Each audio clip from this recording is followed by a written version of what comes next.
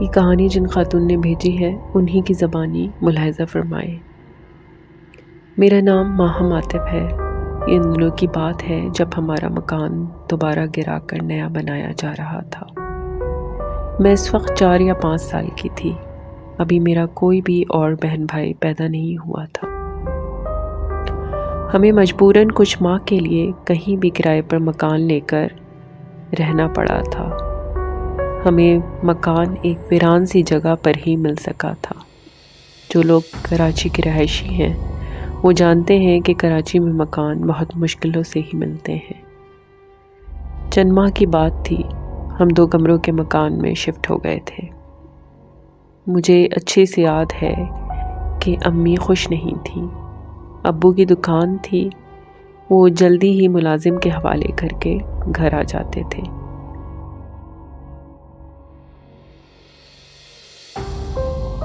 ہمارے گھر سے کافی فاصلے پر دوسرے مکانات تھے۔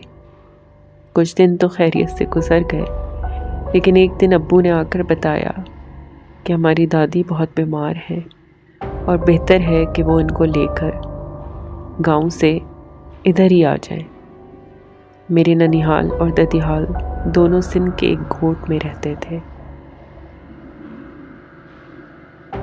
ابو نے کہا کہ وہ آج ہی کوشش کریں گے کہ واپس آ جائیں۔ ہمارا گاؤں دور تھا، امی اور میں بالکل اکیلے تھے گھر میں۔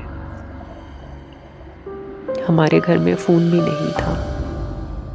دن تو گزر ہی گیا، مگر اب مغرب کی اذان شروع ہو چکی تھی۔ امی نے نماز پڑھی اور گھر کا مین دروازہ بند کر کے، کمرے بھی بند کر کے اندر مجھے لے کر سلانے لگ گئیں۔ وہ بار بار خود سے ہی کہتی تھیں کہ اللہ کرے عاطف آج ہی واپس آ جائے۔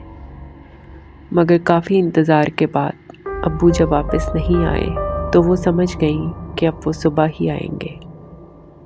نئی جگہ، اوپر سے اکیلی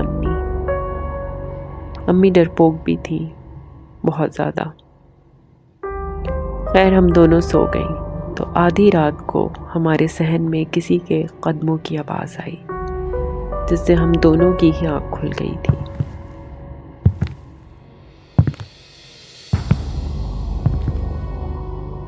میں نے کہا امی ابو آ گئے ہیں، جس پر وہ ڈر گئیں اور بولی خاموش رہو۔ میں دبک گئی۔ اب کوئی چلتا ہوا ہمارے مین کمرے کے دروازے تک آ چکا تھا اور اب باقاعدہ طور پر معلوم ہو رہا تھا کہ وہ دروازہ کھول رہا ہے، شاید کسی اوزار سے۔ اس کمرے ہی سے لگا ہوا وہ کمرہ تھا جہاں میں اور امی تھی۔ امی فوراً اٹھی اور ہولے قدموں سے کچن سے بڑا سا مسالے کوٹنے والا ڈنڈا اور بڑی چھری اٹھا لائیں۔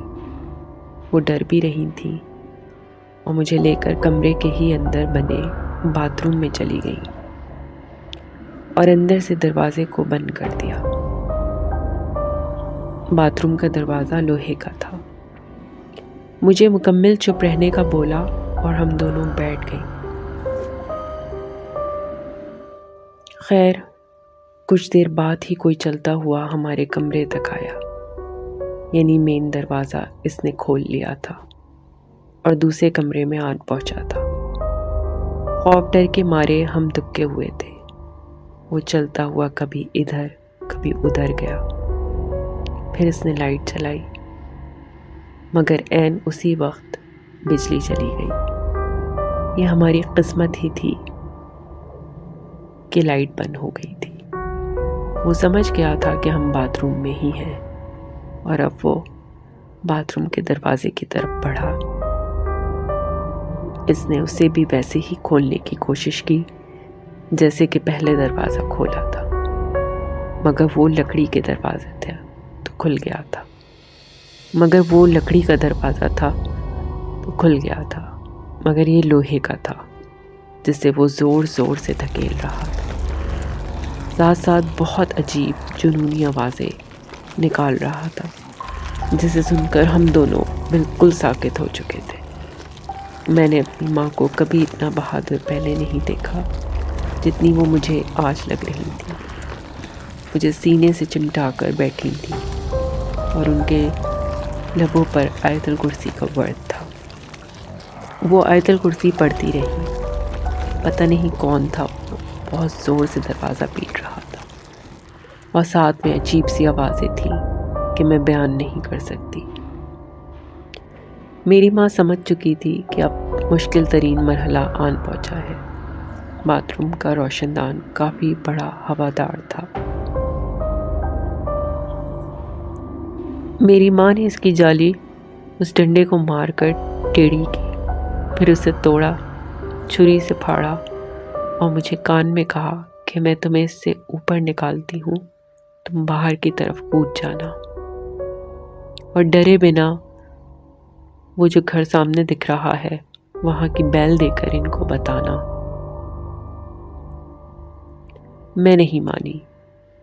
امی نے مجھے پیار دے کر سینے سے لگا کر پھر بولا کہ جلدی کرو ورنہ وہ دروازہ توڑ دے گا۔ میں آسانی سے روشن دان سے باہر کودی اور گری۔ اونچائی زیادہ نہیں تھی، مجھے ٹانگ پر چوٹ بھی لگی، مگر میں چھوٹی تھی اس لیے مجھے رات میں ڈر لگ رہا تھا۔ میں وہاں سے بھاگی اور بھاگتی گرتی پڑتی سڑک پر پہنچ گئی۔ ایک موٹر بائک والا آ رہا تھا۔ اس نے مجھے سڑک کنارے دیکھا تو پوچھا کہ کیا ہوا۔ میں نے اسے سب کچھ بتا دیا۔ اس نے مجھے بٹھایا اور ایک گھر کی بیل دے کر 2-4 بندے اور ساتھ لے کر ہمارے گھر کی طرف روانہ ہوا۔ کم سے کم آدھ گھنٹہ ہو چکا تھا۔ وہ سب گئے تو دروازہ ٹوٹا ہوا تھا۔ میں نے رونا شروع کر دیا، امی امی کہہ کر۔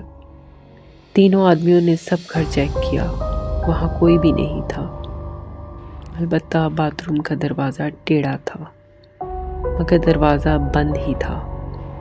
انہوں نے بہت کوشش کی دروازہ کھولنے کی، آوازیں بھی تھیں، مگر اندر سے خاموشی تھی۔ پھر 2 آدمی باتھ روم کے پیچھے حصے کی طرف گئے۔ روشن دان کی جالی ٹوٹی ہوئی تھی۔ انہوں نے مجھے اٹھا کر دوبارہ روشن دان کے اوپر چڑھایا اور کہا کہ اندر سے دروازہ کھول دو۔ میں دوبارہ چڑھی، اندر گئی تو دیکھا امی فرش پر بے ہوش پڑی تھی۔ میں نے بہت مشکلوں سے اندر سے دروازہ کھولا کیونکہ دروازہ ٹیڑھا ہو چکا تھا اور کنڈی بھی بہت سخت تھی۔ بہت مشکلوں سے دروازے کو کھولا۔ انہوں نے امی کو اٹھایا، چارپائی پر کمبل دے کر لٹایا۔ اتنے میں پولیس بھی آ چکی تھی۔ امی کو ہسپتال بھیج دیا گیا جبکہ میں پولیس کسٹڈی میں تھی۔ صبح ہو چکی تھی۔ امی ہوش میں آتے ہی میرا پوچھنے لگی۔ میں ان کے پاس گئی تو میری امی مجھے سینے سے لگا کر بہت دیر روتی رہی۔ بقول پولیس کے ہمارے صحن میں بہت بڑے پاؤں کے نشان تھے جو انسانی پاؤں سے خاصے بڑے تھے۔ نشان وہ جوتوں ہی کے تھے مگر بہت بڑے۔ پھر دروازے جو لکڑی کے تھے وہ کسی بھی اوزار سے نہیں کھولے گئے تھے، جبکہ باتھ روم کا دروازہ لوہے کا تھا، اس لیے نہیں کھل سکا تھا کیونکہ پرانا دروازہ تھا اور بہت پائیدار تھا۔ وہ جو کوئی بھی تھا اکیلا ہی تھا۔ پاؤں کے نشان سڑک سے ہوتے ہوئے بہت آگے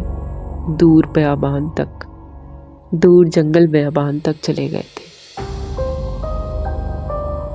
وہ بہت گھنا جنگل تھا جہاں کوئی بھی نہیں جاتا تھا۔ بہرحال ابو بھی آ گئے تھے۔ میری امی نے بتایا کہ جب انہوں نے مجھے باہر کی طرف بھگا دیا تھا تو وہ بالکل تیار تھی کہ جو کوئی بھی ہوگا دیکھ لیں گی، مگر کچھ دیر کے بعد اس نے دروازہ پیٹا اور پھر عجیب و غریب سی آوازیں نکالتا ہوا خاموش ہو گیا۔ میں نے سمجھا کہ چلا گیا۔ میں نے ہمت کر کے کوشش کی کہ نیچے دروازے کی سائڈ پر جو چھید تھا وہاں سے دیکھوں، مگر اندھیرا تھا، لائٹ نہیں تھی، اس لیے کچھ نظر نہ آیا۔ میں دعا کرتی تھی کہ اللہ کرے تم بحفاظت واپس آ جاؤ۔ میری جان نکل گئی جب وہ اسی روشن دان تک پہنچ گیا، چونکہ وہ روشن دان چھوٹا تھا، اندر کیسے آتا؟ مگر اس نے اپنا ہاتھ اس میں ڈالا۔ اس کا ہاتھ عام انسان کے ہاتھ سے کافی بڑا تھا، اور پھر مجھے نہیں پتا کہ کیا ہوا، کیونکہ ڈر و خوف سے میں بے ہوش ہو گئی۔ پولیس نے بہت کوشش کی، مگر انہیں علم نہ ہو سکا کہ وہ کون تھا، اور اسے یہ کیسے علم تھا کہ آج گھر میں عورت اکیلی ہے، یا وہ ہم پر نظر رکھے ہوئے تھا۔ اس گھنے جنگل میں وہ گیا ہی کیوں؟ وہ آیا کہاں سے تھا؟ آج تک نہیں معلوم ہو سکا۔ اگر آپ کو یہ سٹوری پسند آئی ہے تو پلیز لائک، سبسکرائب اور شیئر ضرور کریں، اور مجھے کمنٹس میں بتائیں کہ آپ کو اس سٹوری میں کیا اچھا لگا اور کیا نہیں۔ آپ کی سپورٹ کا بہت بہت شکریہ۔